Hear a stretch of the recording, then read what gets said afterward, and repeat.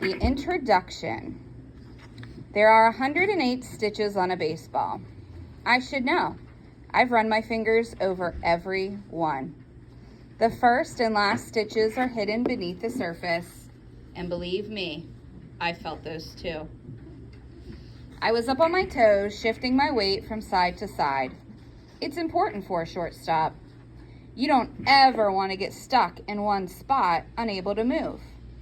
So you learn to stay light on your feet.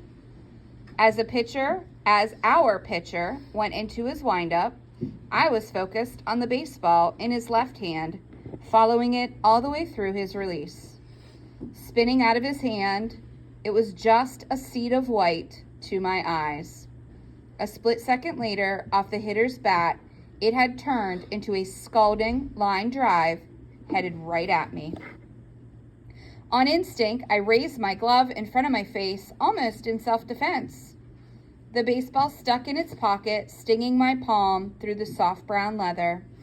Then I reached inside, gripping the ball by the seams before I tossed it around the infield diamond. 6 years ago, on my 10th birthday, Poppy gave me this glove as a present. At the time, it was brand new and way too big for me. Don't worry. You grow into a glove. Then you'll have it the rest of your life, Poppy said, as I struggled to keep it on my hand. We'll play lots of catch together every day. That'll help you break it in. Before I went to bed that night, Poppy oiled the glove's pocket. He put a stone that was slightly bigger and heavier than a baseball in its center. Then he tied the fingers tightly closed around it using string from Mama's kitchen. Do this every night, and the ball will feel like a feather when it hits your glove, Poppy promised. So I did. Back then, every kid I knew was jealous of me. That's because baseball is practically a religion in my country. And Poppy walked through the streets of our hometown, Matanzas, like a god, with me trailing behind him. He'd been an all-star pitcher for almost a decade. Not only for the Matanzas Crocodiles, but also for the Cuban national team, the Nacionales, and all the big international tournaments. Fans called him El Fuego for his blazing fastball, which no batter could touch. The only way Poppy could have been more respected was if he'd been a general or in the military or a high-ranking government official. But most of that respect would have come out of fear. A few months ago, after my birthday, though, everything changed. The Cuban national team traveled to play an exhibition in the U.S. I was so excited. Poppy promised to bring back lots of presents, like blue jeans for Mama and my younger sister Lola. And Poppy said that if he could find a way, he'd bring me a brand new 10-speed racing bike. I would have gladly settled for a pair of new tires and a chain for my old bike, more than most of my friends' fathers could get them. Every night while Poppy was gone, I dreamed about that bike, while the stone sat tied inside my glove. When the Nacionales swept all 3 games of the U.S. exhibition against the Baltimore Orioles, St. Louis Cardinals, and Chicago Cubs, it made the front page of every government-run newspaper in Cuba. Only Poppy's name wasn't mentioned in any of the stories. I figured he might have injured his arm, or the team's manager decided to use other pitchers. Either way, I was completely disappointed and didn't know how to explain it to my friends. The day the team arrived back in Cuba, I was waiting for Poppy at home with Mama and my sister. We'd put up a red, white, and blue streamers, the colors of the Cuban flag, along with a big congratulations banner that read, Felicidades! Mama even made Papa's favorite dish, fish casserole with sweet onions, green peppers, and yellow rice, for our victory feast. But the hours dragged past with no Poppy and no celebration. Mama must have screamed at us a dozen times about picking food off the plates. And as her dinner turned cold, the shadows slowly climbed the pink and purple walls of our single-story, concrete house touching our wooden front door. Finally, there was a knock. It was one of Poppy's teammates. Mama let him in, and I could tell by the way his eyes were focused on the floor that it was bad news. Maybe Lola could tell too, because she buried her shoulder in the side of Mama's chest, waiting to hear. Only I stood on my own, pushing my toes hard into the ground, bracing myself. In Baltimore, the hotel lobby, he said. El Fuego walked out the revolving door, got in somebody's car, and drove off with them. He never came back. Defected?